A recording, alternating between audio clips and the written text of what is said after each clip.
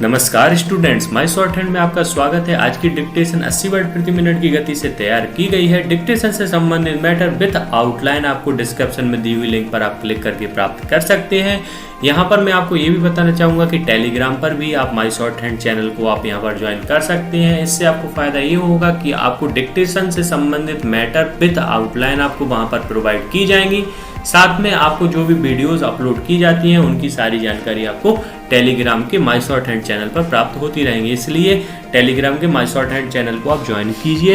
यदि आपने YouTube channel को मेरे अभी तक सब्सक्राइब नहीं किया हुआ है तो देर ना कीजिए, इसको सब्सक्राइब कीजिए ताकि आपको भविष्य में भी ऐसी ही डिक्टेशन विद मैटर और आउटलाइन आपको प्राप्त होती रहे। डिक्टेशन प्रारंभ होने में अंतिम 5 सेकेंड, अंतिम 4, 3, 2, 1। महोदय, मैं आज इस सदन में यह विश्वास के साथ कह सकता हूं कि इस देश का हर नागरिक, चाहे वह कितना ही गरीब हो या उसका जीवन स्तर कितना ही नीचे हो, उसकी देशभक्ति में किसी प्रकार की कोई कमी नहीं है। जितने भी हमारे सरकारी कर्मचारी हैं और जो भी हमारे बड़े बड़े अधिकारी हैं, वे सब इस देश में फैले भ्रष्टाचार को समाप्त करना चाहते हैं।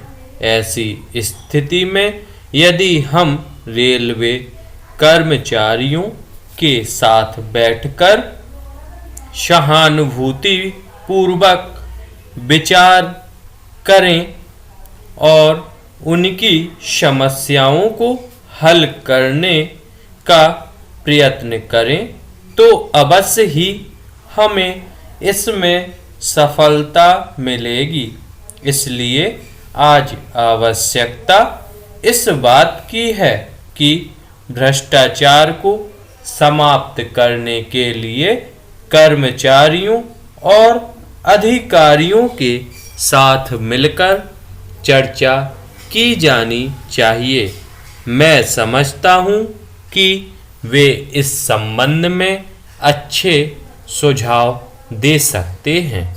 उनके प्रति किसी प्रकार का अविश्वास करना या उन पर किसी प्रकार का आरोप लगाना ठीक नहीं है।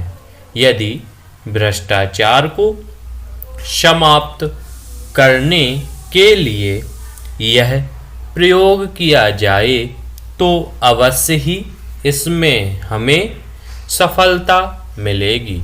रेलवे के अंदर कई लाख कर्मचारी काम करते हैं। मैं समझता हूँ कि हमारे देश में रेलवे का सबसे बड़ा विभाग है और सबसे बड़ा कारोबार भी है। यदि ये सारे के सारे लोग भ्रष्टाचार को समाप्त करने में लग जाएं तो कोई कारण नहीं है कि यह समस्या हल ना हो। यदि आप इन लोगों का सहयोग लेना चाहें तो लाखों की संख्या में आपको स्वयंसेवक भी मिल सकते हैं। आपको इस कार्य को करने के लिए अलग से संस्था बनाने की भी आवश्यकता नहीं है। इसलिए आज आवश्यकता इस बात की है कि इस बारे में एक सम्मेलन बुलाकर के विचार किया जाना चाहिए और उसको करने के पश्चात कोई कदम उठाना चाहिए। मैं समझता हूँ कि यदि हमारे रेलवे मंत्री महोदय भी रेलवे कर्मचारियों का सहयोग लें और उनका मार्गदर्शन प्राप्त करें तो हम इस समस्या को हल कर सकते हैं। पैरा, सरकार को अपने कर्मचारियों के साथ कड़ा रुख नहीं अपनाना चाहिए।